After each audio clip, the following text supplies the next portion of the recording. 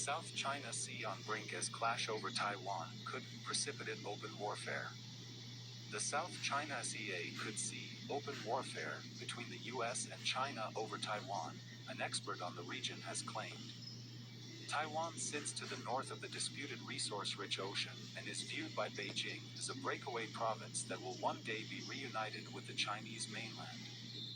Beijing also claims sovereignty over the entire South China Sea, although Taiwan and neighboring countries have counterclaims. In recent months, the self-governing island nation, which has its own democratically elected government, said record numbers of Chinese military aircraft had flown into its air defense identification zone. Taiwan's own military was recently boosted after U.S. President Joe Biden approved a $750 million, £541 million, arms deal for the country, his administration's first backing for a weapons deal for Taipei since he took office.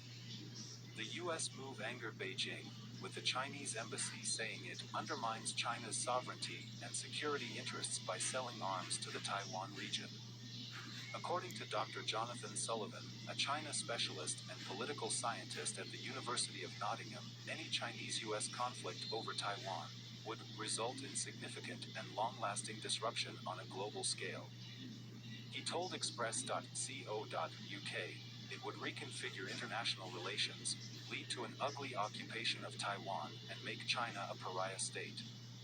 Depending on the circumstances that led to a hypothetical invasion, it would probably lead to militarized conflict involving the world's two superpowers. The underlying danger that a clash over Taiwan could precipitate open warfare between the US and China is always there, and so this question always provokes interest. The recent US arms deal to Taiwan is to include 40 self-propelled howitzer units, as well as 1,700 kits to develop GPS-enabled missiles. By approving the sale, Mr. Biden continued decades of U.S. military and political support for Taiwan. His predecessor, Donald Trump, also approved a $1.8 billion, £1.3 billion, arms deal to the island nation in October last year.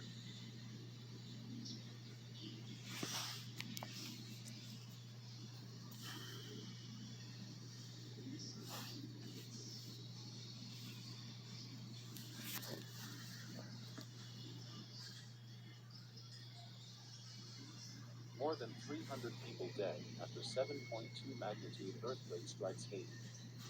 The Haitian government declared a state of emergency after at least 304 people died in a 7.2 magnitude earthquake that hit the country Saturday morning, Prime Minister Ariel Henry announced in a news conference. More than 1,800 people were injured, the country's Civil Protection Service said. When it comes to medical needs, this is our biggest urgency. We have started to send medications and medical personnel to the facilities that are affected, Henry said.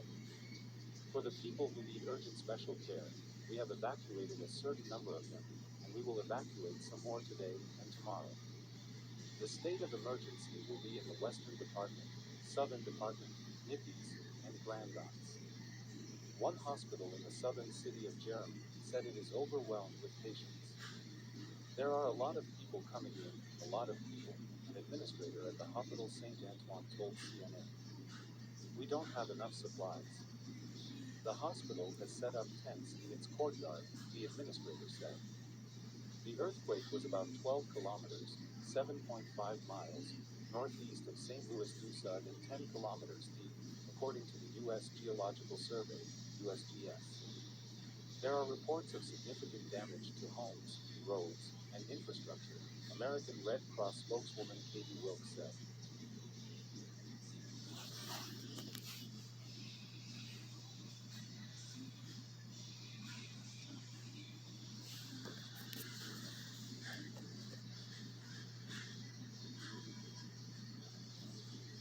Flooding in China kills 21, as thousands escape to shelters. Flooding caused by torrential rain killed 21 people in China's Hubei province, officials said on Thursday, the latest deadly downpour in a summer of extreme weather that has killed hundreds of people across the country's central region. The heavy rainfall, expected to continue through Friday night, has brought about 20 inches of rain to areas of Hubei since Wednesday, officials said. 4 people were missing in addition to the 21 deaths in the township of Lulin, according to local news reports. The flooding caused more than 7,200 people to flee to shelters, while nearly 6,000 more were resettled, local news media reported. More than 280,000 people were affected by the floods, including those who sustained property damage, officials said. The property damage was extensive. In Lulin, more than 2,700 homes and stores were flooded, 63 bridges and about 7 miles of roads were destroyed, and 221 buildings collapsed, according to news reports. Videos posted on social media showed rapidly moving floodwaters flowing through streets and overtaking buildings, with cars stuck on destroyed roads.